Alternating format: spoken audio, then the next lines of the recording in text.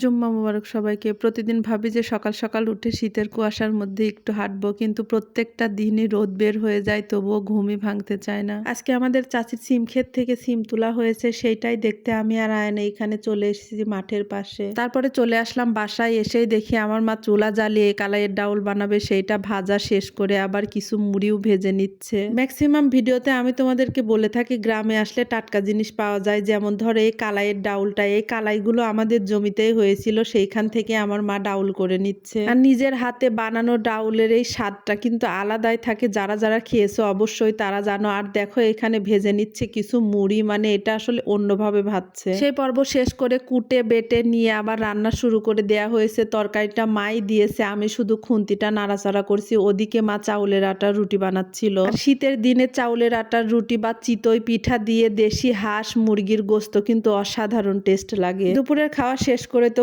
লম্বা একটা ঘুম দিয়েছিলাম। সন্ধ্যাবেলা উঠে আবার চাচিমা মাখিয়েছিল মুড়ি। বাবার বাসায় এসে শুধু ঘুরছি আর খাচ্ছি। এভাবেই বাবার বাসার রাজকন্যা শ্বশুর বাসায় গিয়ে চাকরানিতে পরিণত হয়ে যাচ্ছে।